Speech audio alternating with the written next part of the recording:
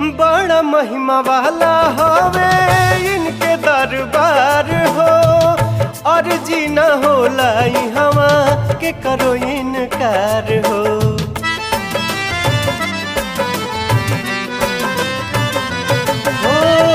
बड़ा महिमा वाला होवे इनके दरबार हो, और जीना होला हवा के करो इनकार हो। जे भक्ति भाव के भंगिया, जे भक्ति भाव के भंगिया पी के नशा में चूर होई, कृपा जरूर होई हो। देव घर जाइब जलवा ढरब दुखवा दूर होई, कृपा जरूर